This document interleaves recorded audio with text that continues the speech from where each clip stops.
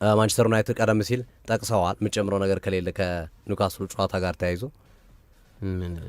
ግን አሁንም ማንቸስተር ዩናይትድ በተለይ ከአሰልጣኞች አንጻር ብዙ ቦታዎችን እያሰሰ ነው። ብዙ አማራጮችን እያየ እየተመለከተ የምናይበትን ሂደት እየተመለከት እንገኛለን። አንዱ እንደ አማራጭ ያው ሉዊስ ኤንሪኬ በፓሪስ ሰን ዠርመን ቀጥላለሁ ያሉ ይመስላሉ። አሁን ላይ በተወሰነ መንገድ ባይፈርሙም ግን ተስፋና እድል ሰጥቷቸዋል እና ከእርሳቸው ጋር ያለው ነገር አደገኛ ስለሆነ ወይም ከባድ ጨዋታ ስለሆነ ጨዋታው ቢጫወቱትም ላይሳካ ስለሚችል በሚል ሌሎች አሰልጣኞችን ፊታቸውን እያዞሩ ነው። ሰሞኑ ስሙ እየተያዘ የሚገኘው ዲዘርቢ ነው። በብራይተን በኦሎምፒክ ማርሴይ የተመለከተው ዲዘርቢ ከዚህ በፊት እንደምታስታውሰው ኦሊቨር ግራስነር ተብሏል፣ አንዶኒ ራዮላ ተብሏል፣ እንደዚሁም ኡናይ ኤምሪ ተብሏል።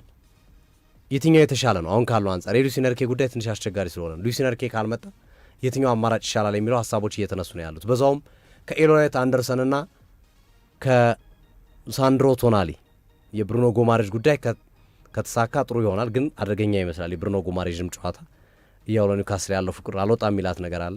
እነዚህን ሁለት ጉዳዮች እስኪ ከማንቸስተር ዩናይትድ ጋር አሉት እናንሳቸው እና በጣም አሪፍ ሶፊ። ያው እኔ ቀዳሚ ተመራጭ አሰልጣኝ ሉዊስ ኤንሪኬ ነው። ሉዊስ ኤንሪኬ ይመጣ ነው እንደውም ገና የህይወት ዘመን ኮንትራት ፓሪስ ሰን ዠርመን ሳያቀርቡለት ሮበን አሞሪም እያለ ማንቸስተር ዩናይትድ ቤት ሉዊስ ኤንሪኬ ቢመጣ ነው ይሄን ቡድን የሚያስተካክለው የሚል ሀሳቤን ሳቀርብ ነበርና ምናልባት አዳዲስ ቻሌንጆችን አሰልጣኞች ይፈልጋሉ ብዬ አስባለሁ። ሁልጊዜ አንድ ሊግ ላይ ስታክ አድርገው ዋንጫዎችን ማሳካት የአሰልጣኞችን ልምድና ብቃት ያጎለብታል ብዬ አላስብም። እነሱም ይህን ነገር ተረድተውት በተለያዩ ሊጎች እየመጡ ፈተናዎችን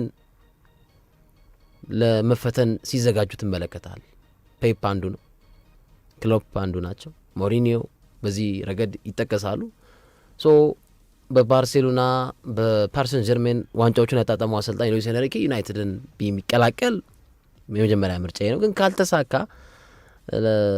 የዋንጫ አሸናፊ የሆነ አሰልጣኝ ነው አሁን ማንቸስተር ዩናይትድ ቤት የሚያስፈልገው። ዩናይትድ ትዕግስተኛ ቡድን አይደል። 7 ዓመት አይታገስም አሰልጣኝ፣ 6 ዓመት አይታገስም። ትልቁ በቅርብ ዓመታት ከሰር አሌክዛንደር ቻትዋን ፈርጉሰን በኋላ ብዙ ጊዜያትን ከታገሷቸው አሰልጣኞች ውስጥ የሚጠቀሰው ኦሌ ጉናር ሶልሻየር ምታነሳ ኤሪክ ቴን ሃግን። ግን እነዚህም አሰልጣኞች ከ2 ዓመት ያነሰ ጊዜ ነው፣ 2 ዓመትና ከዛ በታች ወይ 2 ዓመት 3 ዓመት ማይሞላ ጊዜ ነው የተሰጣቸው። ሉዊስ ቫን ሃለን ጨምሮ 3 ዓመት ማይሞላ ጊዜ ነው በማንቸስተር ዩናይትድ ቤት እያንዳንዱ ብትመለከት የወራት እድሜ ያላቸው አሉ፣ እነ ዴቪድ ሞይስ ሞሪኒዮን ጨምሮ ማለት ነው። እና አሁንም ኖሚኔት ከተደረጉት አሰልጣኞች ውስጥ ማንቸስተር ዩናይትድ የሚያስፈልገው የዋንጫ ስለንቦና ያለው አሰልጣኝ። ዲዘርቢ የት ነው ዋንጫ የሚያውቀው? ዲዘርቢ ከጫና ውጪ ሆኖ ሲጫወት ነው የምንመለከት። በማርሴይም በብራይተንም ዋንጫ አምጣ የተባለ አሰልጣኝ አይደል። ፔፕ ያደንቀዋል በጣም እኔ በጣም ከማደንቃቸው አሰልጣኞች ውስጥ ብሎ በቀዳሚነት ከሚጠራቸው ውስጥ ፔፕ አንዱ ዲዘርቢ ነው። ግን ለማንቸስተር ዲዘርቢ ይመጣ ዋንጫ ይምጣል ወይ? አይ ብዙ ጥያቄ ይመልክታል። ዋንጫዎችን ያሳካ አሰልጣኝ ቶማስ ቱሄል ሞሮፍ ከዓለም ዋንጫው መጠናቀቅ በኋላ ሁለተኛ የኔ ምርጫ ከሉዊስ ኤንሪኬ ቀጥሎ። እሳቸውማ አራዘሙ አይደለ ኮንትራታቸው? ያው አንዳንዴ አራዝመዋል። ያ ግን አንዳንዴ ደግሞ የሆኑ ሰደን ነገሮች አሉ አይደል? አሁን እንግሊዝ በዓለም ዋንጫ የምታስመዘግበው ውጤት ምናምን ሌሎች ተያያዥ ነገሮች ይኖራሉ አይደል? እና ከዛ በኋላ እንደ ምርጫ ካነሷቸው ውስጥ ነው እንጂ እንዳራዝመው አይኖ። ግን አሁን በካሪክ ማንቸስተር ዩናይትድ ይቀጥል የሚሉ ደጋፊዎች ይኖራሉ ብዬ አላስብም። ይሄ 2 ቀን የተመለከተ ደጋፊ እኮ ትንሽ ካሪክ ሲል ተመለከተዋል። ጁሊያን ነግልስማን አለ ና ነግልስማን ፖቼቲኖ ይሻላል፣ ትንሽ ይሻላል። ግን ስቲል ዩናይትድ በቃ የሚያስፈልገው አሁን ሲቲ ቤት ማን ነው የመጣው ስክት ያለው? ጋርዲዮላ ነው ዋንጫ የሚያውቅ። በቃ አሁን ክሎፕን እንደ ክሎፕ አይነት አሰልጣኝ በቃ መጥቶ የምታምንበት አይ በደንብ ይሄማ አሰልጣኝ ያመጣል ዋንጫ ብለው የምታምንበት ሰው ነው የሚያስፈልገው ብዬ አስባለሁ። ከዛ በተጨማሪ በዝውውሩ ረገድ ያው የኤሎይት አንደርሰን ብዙ ጊዜ ተመልክቼዋለሁ የኖቲንግሃም ፎረስትን ጨዋታ ለሱ ስለራሱ ምክንያቱም ከማንቸስተር ዩናይትድ ጋር ስሙ ሲያያዝ ይሄ ተጫዋች ምን አይነት ባህሪ ያለው ይሄ የተቆራረጡ ቪዲዮዎችን ከመመልከት አኳያ ሳይሆን ጨዋታዎችን በመመልከት እና ሲቲ ላይ ጎል አስቆጥረዋል። በዚህኛው የ2-2 ጨዋታ ላይ ተጫዋቹ በጣም በቨርሳታይል ነው። በዚህ ፕሮግራማችን ላይ ስለ እዚህ እንግሊዛዊ ተጫዋች ያነሳናቸው ነጥቦች ነበሩ። ኒውካስትል ዩናይትድ ቤት ነበረ። ኒውካስትል ተገዶ የሸጠው ተጫዋች ኤዲ ሃው የሰጡት አስተያየት የፕሪሚየር ሊጉን የፒኤስአር የፕሮፊት ኤንድ ሰስተናቢሊቲ ሩል ላለመጣት ስንል ያደረግነው ዝውውር ነው እንጂ ይህን ተጫዋች እኛ ጋር እንዲቀር እኛ ጋር እንዲቆይ እንፈልጋለን ብለዋል። እና በኒውካስትል ዩናይትድ ቤት ከልጅነት ጀምሮ የተጫወተ ተጫዋች ነው። በዚህ ፕሮግራም ላይ አንስተነዋል። እና የመጀመሪያዎቹ ዓመታት ላይ በኒውካስትል ቤት 10 ቁጥር ቦታ ላይ ራሱ የተጫወተባቸው አጋጣሚዎች አሉ። ከዛ በኋላ ወደ ኋላ መለስ ያለው እና ተጫዋቹ አሁን የ10 ቁጥር ሚናም አለው የተጫወተባቸው ጊዜያት ስለነበሩ የ6 ቁጥርም ቦታ አለው። ሁለቱንም ያጣመረ ተጫዋች ነው የሚሉት ያው እንግሊዞች ስለ ዜግነታቸው ተጫዋች የሚዘግቡበት አንግል ሰፋ ያለ ነው። ይሄን ለሌሎች ሀገራትን ትምህርት መሆን አለበት። ለእኛም ሀገር ኢትዮጵያ ሲባል የኢትዮጵያን ተጫዋቾች ማጉላት ምናምን ከፍ ማድረግ አለብህ ግዴታ ነው። እና ግን ጥሩ ተጫዋች ነው፣ ልጅ ነው።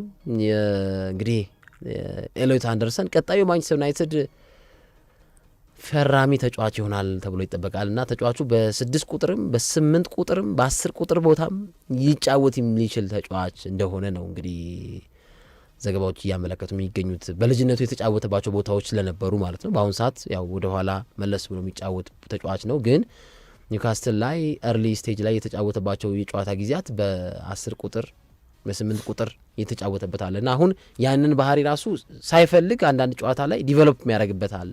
ያን ነገር ተግባራዊ ሲያደርግ ትመለከተዋል። እና ከዚያ አኳያ እንግዲህ ዩናይትድ ብሩኖ ፈርናንዴዝም አይ ቲንክ አዲስ ውል 400,000 ሳምንታዊ ፓውንድ ሊያቀርቡለት ይችላሉ።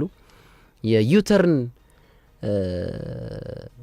ውል የማደስ ነገር ቢያንስ ተጫዋቹ ዋንጫ ይገባዋል። ሆፕፉሊ ጥያቄ የለውም። በደንብ ምኔን በቃ ወገቤን ጉዳቴን ምን ሳይል ለዩናይትድ ብዙ ግልጋሎት የሰጠ ተጫዋች ጥያቄ የለውም። እና ቢያንስ ዩናይትድ ቤት ሄዳ አሳለፈ ምን አገኘ ሲባል ትልቅ ዋንጫ ያስፈልገዋል።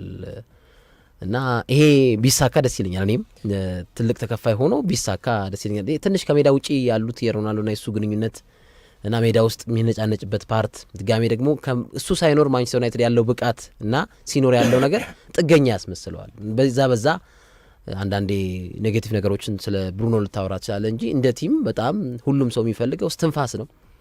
የዴብሮ የሆነ በለው እኮ ከዛም በላይ በጣም አሪፍ። ማንቸስተር ዩናይትድ እንግዲህ አሁን ላይ ትኩረቱን ጁሊያን ናግልስማን ላይ አድርጓል።